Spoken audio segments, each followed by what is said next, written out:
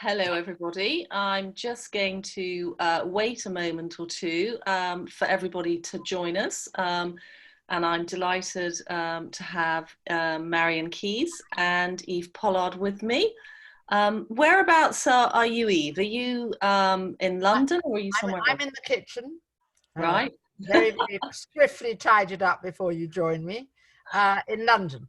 Right in Ah, London, yes. Marian, what about you? I'm in Dunleary, which is a suburb just outside Dublin, about 7 miles south of the city. And I'm in my living room. And very beautiful it looks. I'm in down in Sussex, near West Wittering, and I have to say the sun is shining. So I'm That's good news. It might feeling come here later. very, yeah, hopefully. Dublin next month. Yes, yeah, it's very humid and rainy here. It's really unpleasant. Yes. Oh, Yeah, not so nice. Oh dear. Mm. Well, we seem to have got quite a lot of people join us already.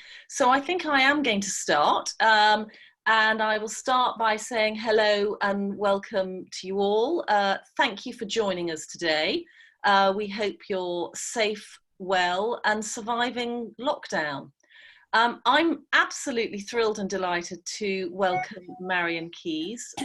She is a favourite of mine, so thank you for joining us, Marian. And pleasure. Obviously our wonderful Vice Chair, Eve Pollard. Marian is an Irish author, sold 33 million copies worldwide, written 13 novels. Her books are funny, they're also dark and certainly doesn't shy away from important issues. And her latest book, Grown Ups, looks at bulimia, refugees, financial crisis, and quite a lot more. And also, Marian chairs the Women's Comedy in Print Prize and loves shoes and absolutely adores Strictly Come Dancing. So I think there'll be a lot to talk about with our fabulous chair, Eve Pollard, who's often referred to as the first woman of Fleet Street. She was one of the first female editors of a national paper, and also edited the Sunday Mirror, the Sunday Express, You Magazine, and is as busy as ever, I think probably it would be fair to say, isn't it, Eve? Unfortunately, that's true. Before we start, I wanted to tell you a little bit about well-being of women. So I know there's a few of you on here who know a little bit about us, but I also know we've got some wonderful new friends here. So we are the UK's only women's health research charity, which is extraordinary considering we make up 51% of the population. And we cover 3 key areas, which are fertility, pregnancy and birth complications, gynecological cancers, and then well-being issues. And I think it's fair to say that every day our pioneering research is actually helping people like you and me, our daughters, mothers, sisters and friends. It gives hope to those with cancer or who've had a miscarriage. And we do help millions and millions of women overcome chronic conditions like endometriosis, polycystic ovary syndrome, and we're leading the way in treating and talking about taboo issues like the menopause and endometriosis again. Our research, believe it or not, led to the use of ultrasound in pregnancy, folic acid supplements that women take when they're trying to get pregnant and during pregnancy. And in fact, the HPV vaccine started life with our research. And I'm absolutely thrilled to say that today, cervical cancer could become something of the past as more and more young girls are given it when they're at school in their teenage years. We're so proud of our achievements. And actually, we're very proud of our researchers at the moment, many of whom during the pandemic have been working on the front line. So we thank them. But they are starting to come back now, which is great news because there's still so much work to be done in women's health to ensure that we all, every single woman, receives the best possible care. We've got 33 ongoing projects at the moment with the top researchers, doctors and midwives all over the country, covering every possible subject you could think of, issue you could think of. So I want to thank you all for making a donation today. It will really help us. But what I would like to say is that women's health is woefully underfunded, which is extraordinary, as I say, considering we make up 51% of the population. So I'm asking you today if you would become a regular Wellbeing of Women donor so that you you invest in your future health. It would be wonderful. All the details are on our website, so do take a look afterwards. Without further ado, I am going to hand over to Marian and to Eve. But just to say, if anybody wants to ask a question as we're going on, there is a chat section and a Q&A section on our Zoom. Feel free, and we'll try and get to some of those questions at the end. So thank you very much. Ladies, over to you. Thank you very much, Janet. It's lovely to be here with all the people I can't see, but normally we have a little chat about the shoes, the hair, all those other things that are very important. And I'm thrilled that Marian Keyes is with me. And I want to hold up this amazing book, which I have read. It's called Grown Ups. I don't consider myself one yet, but maybe having read this book, I will know more about it. And it's a brilliant book. So Marian, let me ask you, it's a pretty long book, but it's about 2 or 3 really families, and you've discovered the secret of families, haven't you? Well, first of all, can I say hello? It's just so lovely to be here, and it is so lovely to be doing something for such an amazing charity. Like it's so heartening to hear all the work that's being done for women, and yeah, and hello, Eve. And yeah, it's a long book. I don't seem to have the knack of writing short ones. But yeah, Grown Ups is about 3 brothers and their various wives, ex-wives, adult stepchildren. And they spend a lot of time together. And on the surface, they all get on very well, because that's I suppose, how we survive in the world. You know, we kind of suppress the things that really irritate us about other people. And yeah, you know, we wear our shiny best front. And at the start of the book, one of the wives, Cara, she's got concussion, and suddenly she can't keep a lid on those secret thoughts that we all have. And at the start of the book, she says something she shouldn't, and it kind of kickstart a whole series of people throwing each other under the bus. And the reader knows that something really mortifying and really embarrassing and terrible has happened. They don't know the detail. And then the book starts 6 months earlier, and you find out everything that happened to like these various characters that bring them to this kind of massive row, I suppose, Yeah. at the end. You're brilliant about things like, you're brilliant at money between husbands and wives. I mean, you talk about the financial crash, but you're brilliant at the money thing between husbands and wives. That's one strand. You're also brilliant at horrible spoilt brats. Brilliant about writing about them. You know, the ones that we all know, we all hate, but we all have to be nice to. Tell me, where do you get your ideas from? I mean, the money thing is very interesting, because people are so weird about money. You know, people, I think, would be more comfortable talking about their sex lives than how much they earn. Yes. And I think it's still very difficult if a man earns less than his wife. Like one of the couples in the book, Johnny and Jessie, she owns the business. She set it up on her own, and she was doing really well before she married him. And so he has always felt like a failure. I mean, he has other issues as well.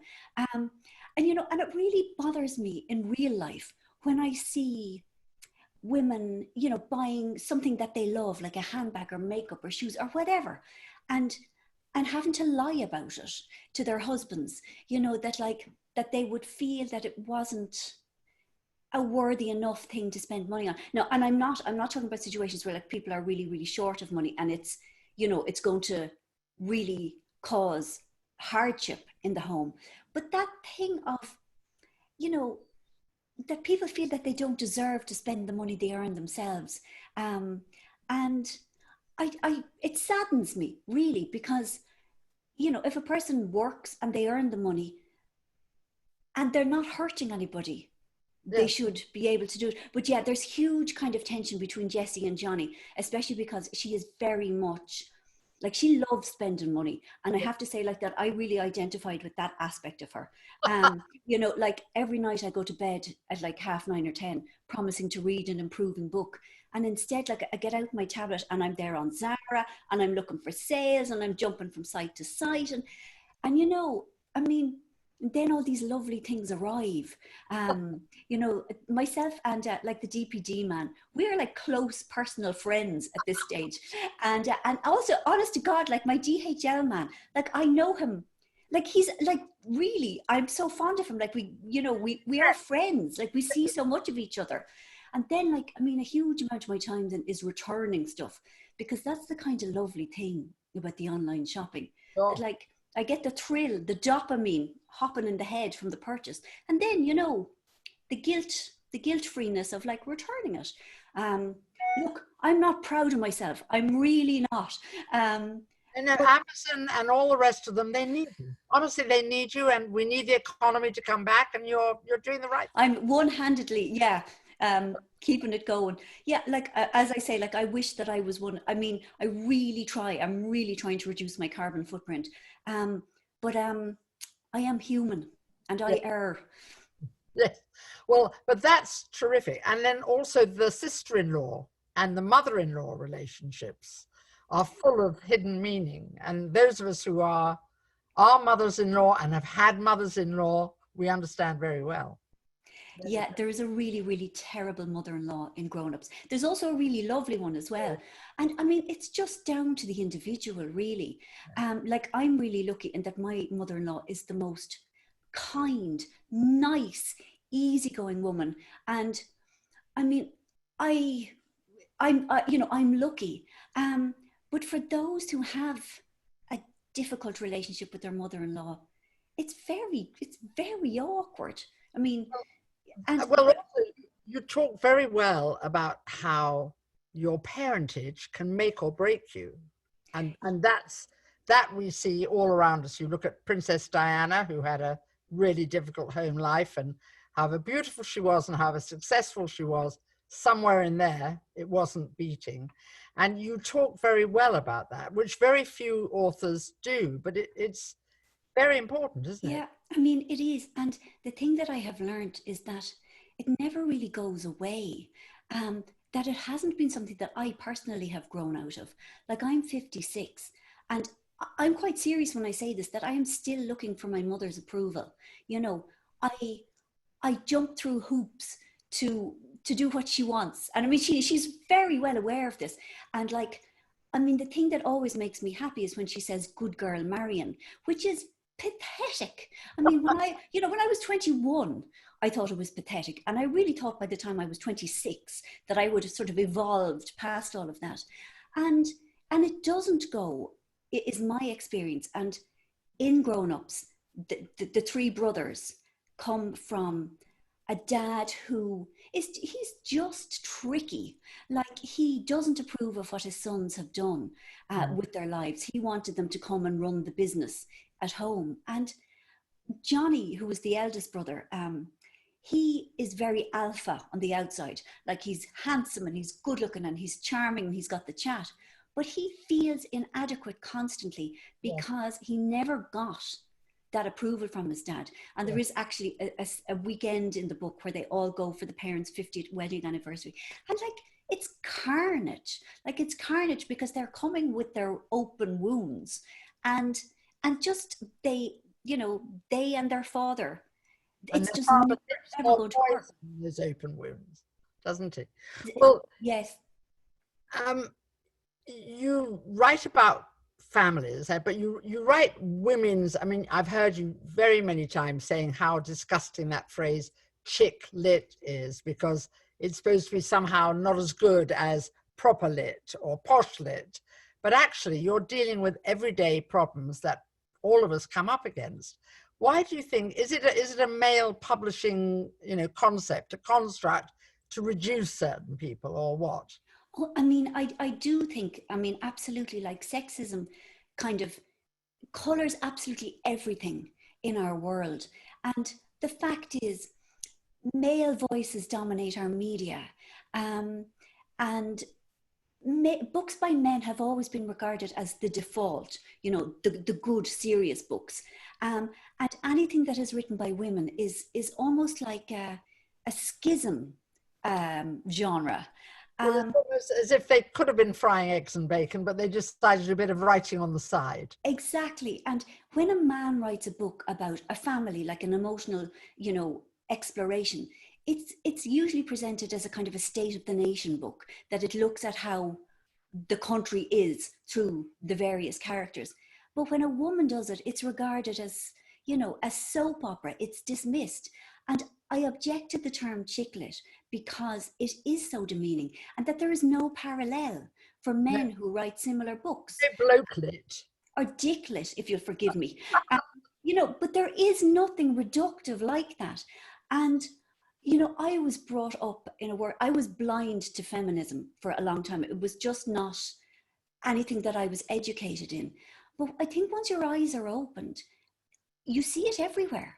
And like, really, you know, me complaining that my books are not taken as seriously as those written by men is as nothing compared to, as we heard at the beginning, that there is such a tiny amount of money spent on research for women's health, you know, considering as we are 51% of the population. But everything is connected. And it has been very interesting to kind of see the world through that prism now. That's partly women's fault. I mean, I'm amazed that I'm surrounded by clever women who, when you talk to them about stocks or shares or their will or money, they say, I let my son in. When they're widowed, they say, I let my son deal with that. I've seen one or two mothers turfed out of very nice large houses by their sons or their sons-in-law. Oh my God. They should, I mean, women do control a lot of this, but they don't think about other women. Yeah, but I think an awful lot of that is internalized misogyny. You know, I was brought up and learnt that women aren't as important. They're not as clever. They're no good with figures. And that they don't deserve as much. I mean, I think that's fundamentally what it comes down to. And when you've been told all your life that you don't deserve as much, and then when you come to a situation where somebody wants to deprive you of your rights, whether it's living in your home or whatever, women don't always have that sense that they deserve. That really saddens me. I mean, I would love to see that change. Have you ever thought about writing a book under an assumed male name? Not really. I mean, no. I mean, and I'll tell you why. It's because it takes me so long to write a book that, like, by the time it is actually written, and like it can take 2 years, the thought of putting all that work into something that might not be read. Yeah. I'd rather, you know, I mean, I have to say that even though I am very vocal on how female writers are treated, that I feel incredibly lucky to have the readership I do, to have had the career I've had. I am you know, I've been doing it for 25 years and it still feels like about 5 minutes. But to feel like I'm still doing it after all these years, not everybody gets that opportunity. So, you know, I really feel it's important for me personally to say that I am not whinging, you know, that I am immensely grateful. Yeah. Well, I think that's very important. And I'm sure a lot of women in this audience have read your books, and that's why they're here today. You're also very sympathetic to women's health problems because you've had some health problems. The woman in the book has health problems. She's a bulimic. Is that because you've taken an interest in it? Is that because you've had friends who've been involved in it? Yeah, I mean, I am a recovering alcoholic, so I understand addiction. For me, like, they're all addictions are just, they're coming from the same place, you know, that hole in the soul, that kind of absence of self-worth. And I do have 2 friends who have recovered from bulimia, and it, you know, when I've talked to them over the years, it has dawned on me like what a very tricky illness it is, because it doesn't manifest itself obviously, you know, at the other extremes of eating disorders. You know, you're either too thin or you're too big, and it's obvious that your health is suffering. You know, it's unavoidable that the person is ill. But with bulimia, it can go on for a very long time because the person presents as a normal weight, and nobody knows of kind of the constant thoughts, the critical voice, like the civil war that goes on in a person suffering from it. So, and I hadn't read it being written about in fiction. So, I mean, I thought I would put it in and kind of see if it did help people. And it's always so lovely when people do get in touch and say, you know, you did it well. And I found it really comforting to read about my experience, to have it articulated. Yes, yeah, I agree, absolutely. And you say it takes you 2 years always to write a book, and do you have a way of doing it? Do you have a special place?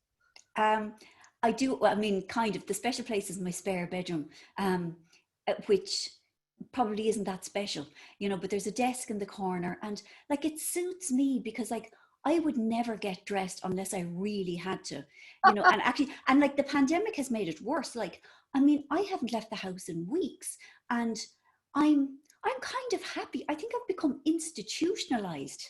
You know, I kind of like, it's nice here, you know. So yeah, I don't get dressed. I just go down in my nightie, and I try and keep office hours. And I usually work on whatever novel I'm working on in the morning. And then there's always other stuff in the afternoon.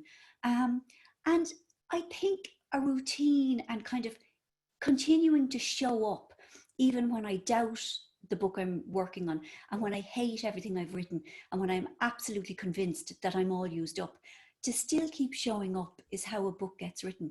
But yeah, in the earlier days, I was lashing them out like one a year, no bother to me. But I don't think that's sustainable in any sort of career.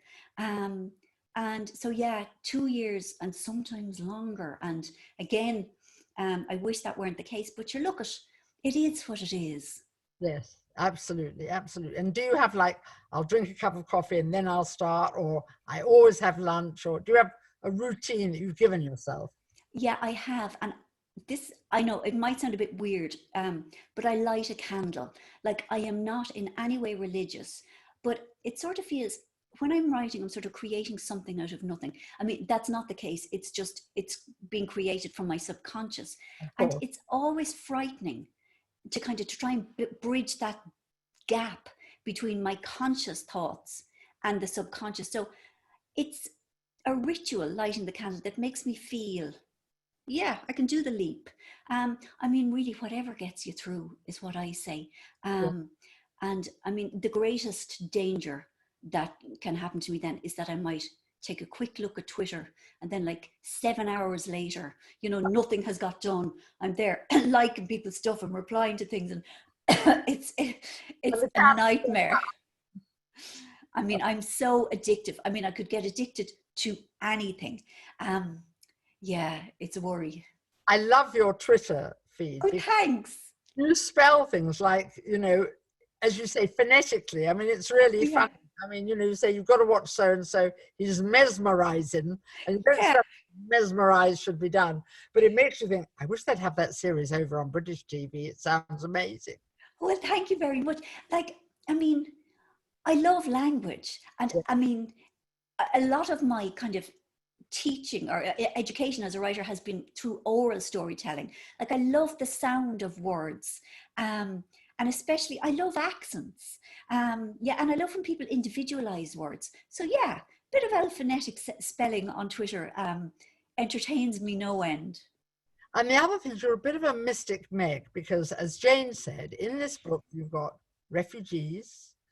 You've certainly got, you've got the trans thing slightly, because one person dresses as a boy when girl. Yeah. Luckily, we haven't gone as far as the other author that we know is having a terrible time with it at the moment. But it is interesting that you were there. You must, 2 years ago you were writing this, and you saw that this was coming up. Do you spend a lot of time watching the news, reading the papers? Do you feel that's a part of it?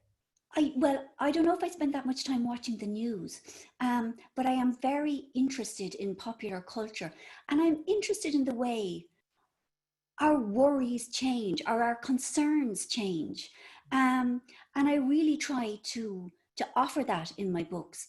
I don't want to live in the kind of the bubble of my age. Like I have a 20-year-old niece who I'm really close to, and she has educated me so much in what, you know, Generation Z worry about. Sure. So yeah, I always want to reflect the world as it is now in my novels, and I want to do it accurately rather than have this kind of this old woman tokenistic attempt to kind of be down with the kids. Yeah. Like it's really important for me to have a stance on what I'm writing about.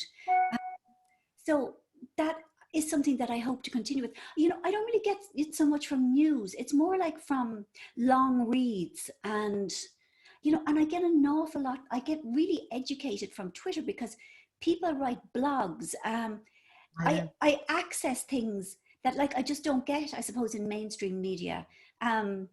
So, I mean, I am very much aware of the news, but that's on a more sort of macro level, and I'm very interested also in the micro. Yeah. But it's very interesting because it's very hard to find that written about. I mean, I have grandchildren, so I'm watching it happen. Yeah.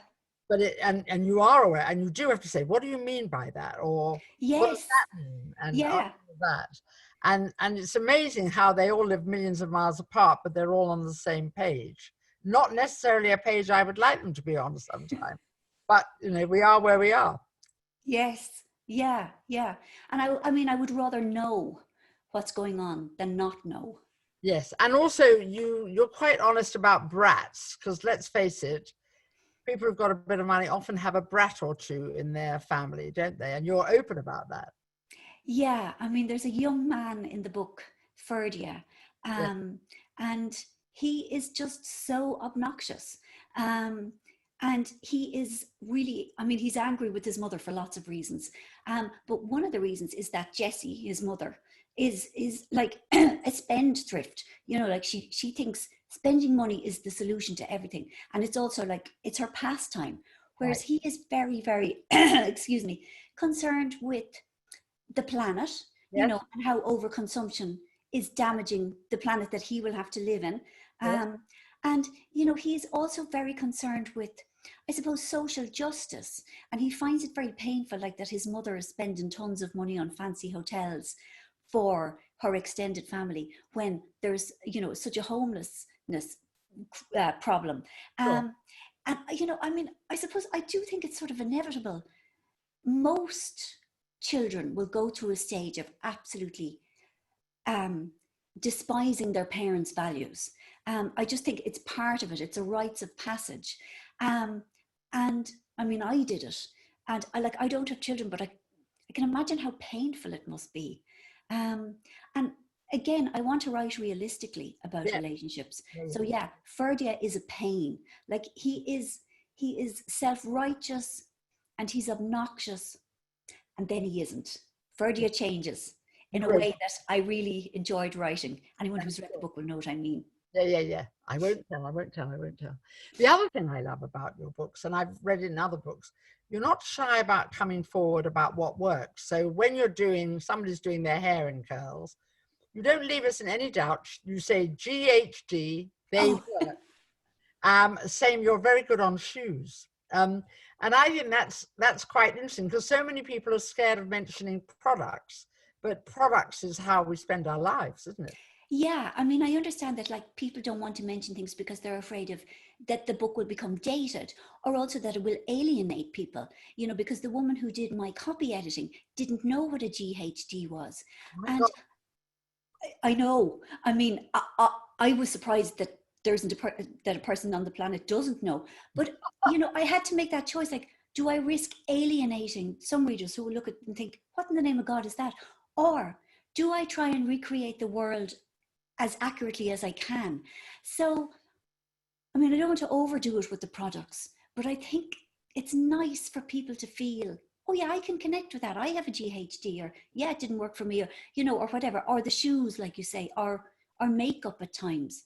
Because yes, you know, we may not like it, but I mean, I suppose I can only speak for myself. I may not like it, but I like stuff, you know, I like makeup and lipsticks and shoes and bags. Oh, Like, I mean, I do. Have makeup in. Definitely should have makeup in. Of course, the minute you do, they'll discontinue it.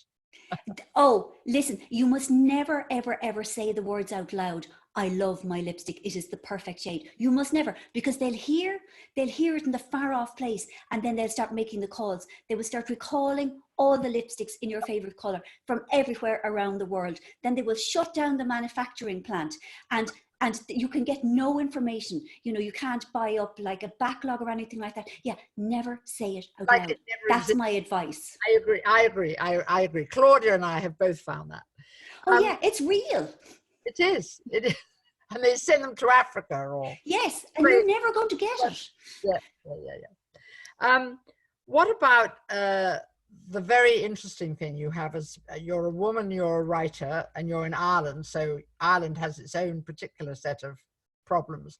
Have you ever felt about writing about Ireland itself? Because there are, I mean, it's sorting itself out, thank heavens, but there are problems in Ireland and where you live, really. Not so much in Dublin, but... You mean talking about the North? Yeah. Yeah, I don't feel... First of all, I don't feel that it's my right to write about it, in that I wasn't brought up there. And there are amazing women writers coming out of Northern Ireland at the moment. Anna Burns, who wrote Milkman. Michelle Gallen, who's written Big Girl, Small Town. Like, it is really interesting to see fiction that may not reference directly, you know, identity and politics, but it still gives a very rounded picture of what growing up there has done to shape them. Sure. So yeah, I don't have any, I suppose, desire to do it. I suppose in a way, I mean, I find it very painful. It's not something that I am drawn to. That's a very interesting question. I don't think I've ever been asked that before. Well, I remember as a very young journalist going to Belfast and doing stories, and then they stopped, my newspaper stopped women going to Belfast because it was dangerous. It was a war zone. And I did find it fascinating that I remember meeting one woman and she said her husband went out at 9 o'clock at night. She said, I don't know whether he's going to an IRA meeting. I don't know whether he's going to see his girlfriend or he's going to the pub, and I can't stop him. And I thought, how interesting that must be and how terrifying that must be. She had no idea about his other secret life. I gather afterwards I discovered he had 3 secret lives. But she couldn't, you know, normally if himself, as you call your husband, was going out at 9 o'clock, you might say, where are you going? She couldn't ask. Yeah. Never get the, and he would not expect her to get the truth. Yeah, I mean, what that must do to a nation, to a people, to have been brought up in a situation where they want, but what they can't talk about. No, well, lying is part of the... Yeah. That, like, it's very painful feeling, you know, being under occupation, but not being, and trying to protect the people you love. Like, yeah, it scars. Like, it scars terribly. I mean, as well as all the other scars, you know, interpersonal relationships are impacted in a very unusual way. And it must be very hard to come back from that. Very, very. Perhaps you never do. I don't know. Maybe you don't. Maybe you don't. And what about, you talk about, you've always supported women writers. And there are 2 things, I'm going to ask you in a minute about lockdown, but there are 2 things we all want to know is what to watch on TV. Well, you probably get different TV. No, we don't. No, it's the same. Like, we get BBC and Channel 4, Netflix. Okay, I'll tell you.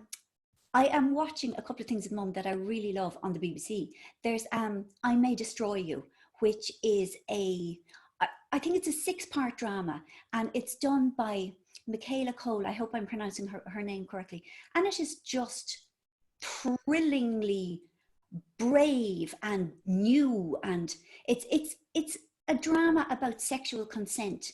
But I mean, she wrote it, and she's an incredible actor. Like, she's got the most expressive face, and she is so plugged into personalities, how people act around assault.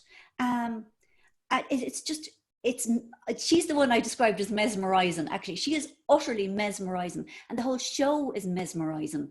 Then also on BBC4, I'm watching, it's a Norwegian show. It's really gorgeous. It's called State of Happiness. Oh yes, I watched that. Yeah. I haven't seen it all yet, but just, I found it very sweet and very interesting. You know, it's about in 1969 when the oil comes to Norway, and how it changes everything, like the social fabric, you know, it like rattles the class structure. And you know, it is very, again, it's about interpersonal relationships. I'm eking that out. And a couple of nights ago I finished watching Jiri Haji. Did you watch that? No, I haven't. I've got it on. Oh my God, it's, you know what, it's insane. Like, it starts out and you think, okay, right, Japanese crime in London, okay, grand, I can get it. And it just becomes more whimsical and almost psychedelic. Things happen, I mean, midway through I thought, this is too insane. I think I'm out. And people said, no, stick with it. And I'm so glad I did. It turned, again, very touching. Interpersonal relationships, very beautiful.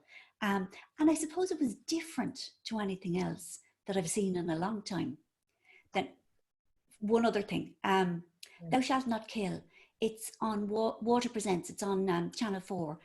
And it's a crime thing set in Turin. And there's this incredibly fabulous, beautiful detective woman. And she barely speaks, but she just has that, you know, the camera loves her. Like, she has such charisma. And the plots are very nice. I mean, they're all solved in the one episode, which is about an hour and a half long. You know, it isn't a kind of a long running thing. Right. And it's just, it's like visiting Turin. And I am fully convinced now that I'm entirely fluent in Italian, just from having watched 10 episodes. Lasagna. Yeah, the very one. Yes. And what about reading? I mean, you read everything, I'm sure, but you're very, very supportive of women writers. So if we are going to get a holiday this year, what would be the 3 books you'd take? Oh my God. Okay. Well, I cannot recommend the Bernardine Evaristo book highly enough. It's Girl, Woman, Other. And it is just such a glorious read. Like, it's really, the minute you start, it's immersive, it's fun, it's hugely entertaining, it's very educational, but not in a sort of a finger wagging way. It's about 12 different characters, and it's mostly set in London. It was one of those books where all the work is done for you. Do you know what I mean? Like, I didn't have to read any sentence twice. You know, those books where you sort of have to labor over convoluted sentences and you think, I am being educated. You can't labor in lockdown too much. Exactly. No laboring happens in this book. Then I also read recently The Vanishing Half by Britt Bennett. And that has gone straight in at #1 in the New York Times bestseller list, just to give you some idea of what we're dealing with here. Right. It's very beautiful. It's beautifully written. It's about race. It's about racism. It's about mothers and daughters. It's about sisters. I found it very sweet, like very touching. And it was just a very calming read. I loved that. Then a writer I really love is Elin Hilderbrand. She's an American writer, and she writes where she lives. She lives in Nantucket, and most of her books are set there. And she's got a new book coming sometime in July. It's called 28 Summers, and I am just salivating. I'm dying to read it, because it's difficult, really, for me anyway, to find books about women my age. And Elin is, I don't know, 50 something, 51 or 2, you know, and so her characters are mature women, and they don't sugarcoat our realities. And I find that lovely. It's just very nice to identify and to see people my age appear in the fiction. That's the other problem about being a woman. Men are allowed to age. I mean, you think about something like Succession. The star of it is a sort of very good actor, but he's well into his 60s or 70s. You can't imagine a woman of 60 or 70 being the center point of a story, can you? No, it absolutely wouldn't happen. There's no doubt about it. That was a great show, though, wasn't it? Which one? Succession. Oh yeah, great show, show. Loved it. Loved it. But you see, that's the other trouble, is it's very hard. I mean, for women, it's always very hard. I found when I became an editor, didn't know how to look because nobody done it before, you know. That's it. Yeah. I didn't know how to be. And did they, you know, scrape my hair back and wear glasses, or to be, you know, dynasty-ish? And frankly, in 1 week, I could do both. And that's what's hard. And not seeing older women portrayed, because with a bit of luck, well, I am an older woman, you're a middle-aged woman, but, you know, I'm 100. And so... I'm nearly 100. But in the end, you want to see what a 100-year-old should be doing, because... think, oh, we're still alive. We're still relevant. Yeah. I mean, and like, I was really glad that menopause was mentioned at the introduction, because, I mean, it is... Menopausal women are treated as sort of risible creatures. You know, there's all this ha, like she started smashing plates and she was so angry, and now she's got hairs in her chin, and, you know, and it's horrible to mock people. I mean, you know, because menopause is like teenage adolescence in reverse, you know, and when people are teenagers, everybody, you know, they slam doors and they cry and they break things and they say they hate everybody, and everyone was like, oh, God love them, like it's adolescence and they'll be grand in a while, you know. Whereas when it's happening for us, it's the same type of emotion and it's the same type of hormonal shift.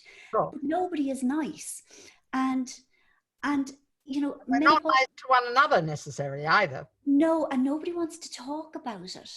And I wish we would, because Christ alive, it's nothing to be ashamed of, and it's not really like anything can be, I mean, okay, things can be done, I mean, like with HRT or whatever, but it's an inevitable. And I would really... Or you die. You can have a choice. Exactly. And, you know, I have said this, and please forgive me, it's slightly tongue-in-cheek, but like, if men got menopauses, they would be given 10 years off between the ages of 45 and 55, fully paid, and everybody would be lovely to them. Say, how are you doing? Are you too hot? Will we get you more chocolate? No, you're grand, stay where you are. You know, what can we do for you? You know, people would be kind. Nobody is kind to a menopausal woman.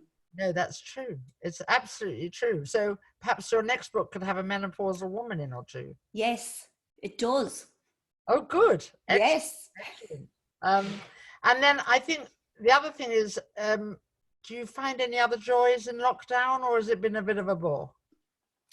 It's been okay. I mean, I have been cooking dinners. I mean, I am very much not a kitchen person. You know, it is not my happy place. And prior to this, I had 4 recipes on rotation, and I felt like 4 was plenty. But now, because I've had more time, you know, I've been getting out the books, and we've been, you know, sourcing funny ingredients, and kind of every evening we make an elaborate, and I just mean elaborate by my standards, dinner, myself and my husband. And that has been, I don't know, I've taken pride in that, and kind of there we are sitting down to our fancy home cooked meal, and that's been enjoyable. Other than that, I have bought a huge amount of makeup. I mean, I don't know why, because obviously I'm not seeing anyone or going anywhere, but I have found it great fun. I've been sort of fixated on foundations, especially. You know, whatever gets you through. Whatever. I mean, foundations, funny enough, are the hardest thing to buy on a screen, because they all look about beige, don't they? That's it. It's really, really hard to get the right colour.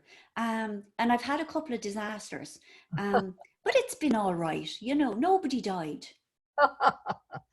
Now, what would you say to a woman who wanted to start writing tomorrow? To a girl, a woman? And I mean, there are a lot of women in this room who've probably had very successful careers or raised all their children.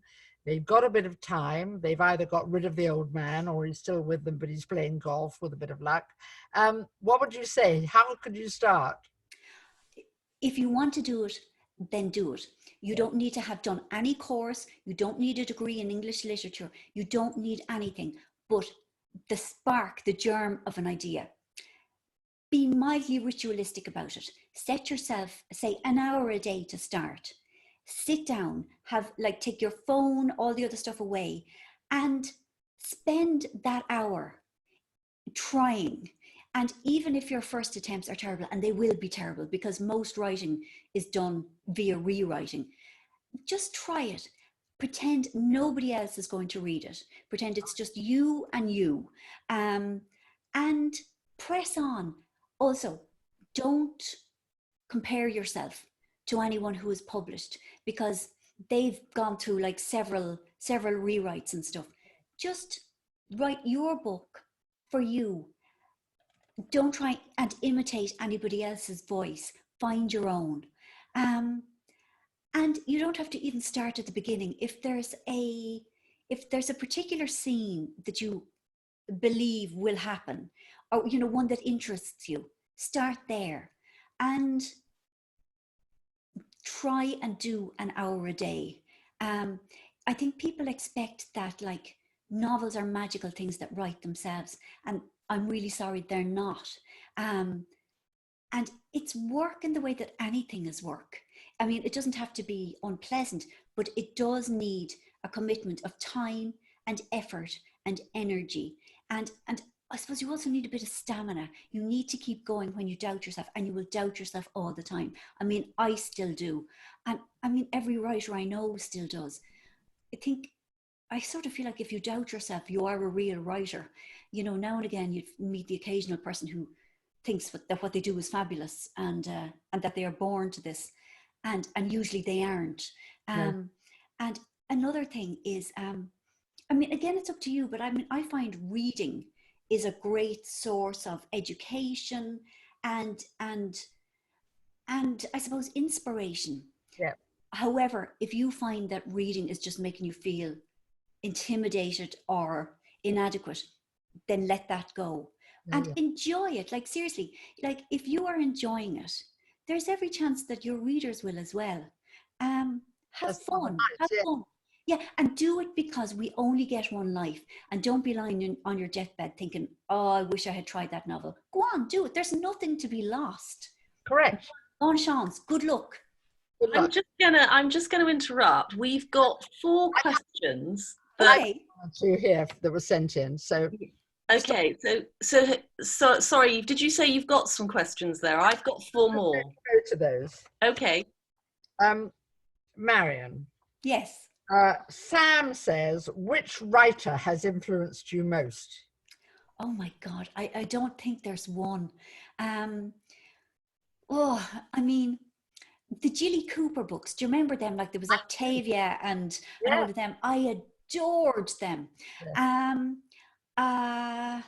And shortly before I started writing, I read Heartburn by Nora Ephron. Oh, she's genius. Yeah, and then there was a book in the early 90s called Fabulous Nobodies by an Australian writer called Lee Tulloch.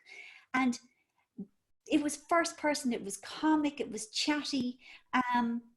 They're the ones that come to mind. But I think if you're willing to learn, and I am, kind of almost everything I read shows me a different way of how to do it. So I would say that there are hundreds of writers that have influenced what I do, but they're the 3 that come to mind. I hope that answers it for you. Well, that is Sam who asked us. Now, thank you, Sam. Lucy says, to what extent does Marian base characters on people she knows or has met in real life? Hello, Lucy. Right. I mean, I try very hard not to put real people in books for lots of reasons. One is that it is a kind of, I think it would be a very cruel thing to do. It would be a kind of an abuse of power that I would really, really dislike. Secondly, it's far more fun to make people up, because if you're trying to kind of use the template of a person already, it kind of limits what you can do with them. Sure. Having said that, though, I pay attention all the time to everything everybody tells me. And when I'm with a person, I watch their body language, I watch the words that they choose, what they don't say. And I don't write anything down in a notebook because I think that is super creepy. But it all goes into some place in my head, some sort of database or in a room somewhere. And then when it comes, yeah. And then when it comes to create a character, I have all kinds of life experience or tics or bits and pieces to kind of try out on a character. And sometimes they take and sometimes they don't.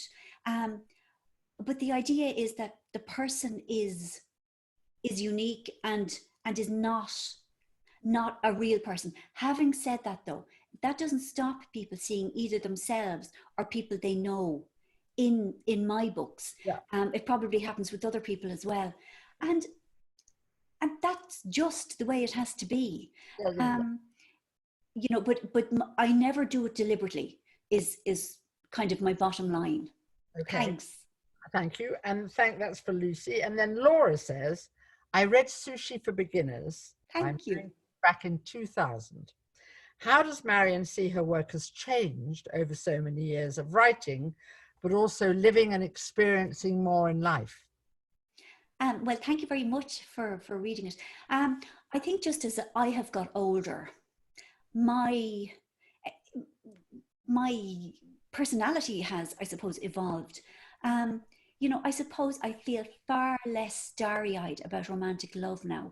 And I've been married for 25 years and I've seen how relationships, how if you're married for a long time, you kind of go through several marriages, you know, and that kind of, you know, the pink cloud at the beginning goes. Yeah, so that, I'm more mature and I'm more level-headed, I suppose, about what to expect from a partner or what to expect from people. You know, I've learned that, you know, friends, like female friends can break your heart. But then I've also learned, like, you're never too old to make new friends, things like that. And I have also learned other things like that. I will never grow out of wanting my mother's approval. And that I will always be worried about something. You know, my worries have changed. Yes. But I'm still probably as worried as I always was. They're they're different now. There's a of worry running through their life, isn't there? Yeah. Yes, absolutely. And, you know, I accept now that it's not going to go, that I'm not doing something wrong, that this is just the human condition. Well, you are. I mean, not everybody worries, but this is you. That's true. This is me. Exactly. This is my human condition. Very, very good. I think Janet may have had more questions, but thank you very much. Very good answer. Thank you. Janet, have you got some more? I have got some more. We've only got sort of about 6 or 7 minutes, so I will. As quick as I can. Yeah. So from Joe said, why did you choose to narrate grown-ups on the audio version? Please continue to do so because it was brilliant. Oh, you're so nice. I'll tell you why, Joe. It's because my publishers kind of asked me to. It's a good reason. Yeah, because everybody's experiencing the world orally. And they said I had a nice voice. And I'll be honest, I was dreading it because I had done a nonfiction book like a billion years ago and it took days. And I have to say it was one of the most enjoyable experiences of my life. I loved it. Thank you so much for saying you liked it. I intend absolutely to do them all now. It was the most joyous. I felt so proud. And it was lovely to kind of bring the characters to life with like different accents and stuff. So thank you very much. And there will be more. Great. From Carolyn, it's a slightly longer question, but the sort of crux of it is, do you have a book in you about lockdown? Definitely not. No, I don't. And I've been asked this before, and I know people are writing books about lockdown. It just doesn't interest me. I mean, it's going to be weird kind of seeing how the world remains. But no, I mean, I know people are writing romances about people they got trapped in lockdown with, and that's fine for them. But I'd already started on a book. And like I say, 2 years takes too long. I can't abandon it. And yeah, I mean, it wasn't exactly an exciting time for me anyway. So no intentions. But for anyone else who's doing it, go for it. And a bit like asking who is somebody's favourite child, do you have a favourite book you've written? I don't really, I mean, I find it quite an uncomfortable question to answer because it would be like a mother being asked who her favorite child is. I have to say though, the last two books I've written, Grown Ups and The Break, have felt to me like my most mature books, and I suppose I'm proud of them in a way that, in a different way. But other people like earlier books, and that's all fine too. You know, I'm just glad that anybody likes any of them, and I feel like I did my best with each at the time, and they all mean something nice to me. Yeah. We've another one here is, will you ever revisit the Walsh family? Yes, I am writing a book about them right now. Ah, Yes, yes, it's a sequel to Rachel's Holiday, but all the sisters are in it, Uh, and it has been really lovely. It's been lovely to come back to them. Like I've never written a sequel before, and I have been really anxious, but you know, fingers but very crossed and all of that. Yeah, thank you, and well, that was from Emma, and she's thank you, Emma. thrilled because she was very sad to have read the last of the sisters' stories. And then there's a final one here from Selena. I have seen before on your posts where you seem apologetic about having nice things and going on nice holidays. And I just wondered, she says, whether or not it's because you feel you don't deserve it, or because you don't want to make other people feel bad if they can't have the same thing. It's because I don't want to make other people feel bad. You know, I remember very, very clearly what it was like to be skint, like all through my 20s, like I didn't have a bean. And and I just don't want to make people feel sad or jealous. Uh, yeah, I just don't want to upset other people. I mean, I'm very aware of how lucky I am. And I do remember what it was like to have, to have no money it's a very powerless feeling. Um, yeah, and I just don't want to upset people. There probably is also a strain of like low self-esteem because that never, again, that's a character trait of mine that I just don't think is ever going to fully leave me. But it's more that I feel connected. I feel very close to my readers and to the people on Twitter. Um, I feel like we're friends, and I just don't want to upset you. Is mostly my reason for feeling uncomfortable or apologetic. Okay, okay. Marian, Andy, thank you so much. This has just been the most enjoyable lunchtime hour to spend. I could listen to you talking, Marian, for another hour easily. You've answered the questions so honestly. It feels as though we're all in the same room together, and It obviously does. not at all. And I really would just like to say again, thank you very much to both of you. Thank you to everybody who's joined us today. Thank We you. will be doing some more over the summer and autumn, so just go to our website and you'll see more details. Thank you very much and have a lovely rest of the day and a great weekend, everybody. Thanks Okay, a million. Thank you. bye. Thank you, everyone. Thanks. Thank you. Bye. Thank you very much. Bye. Bye.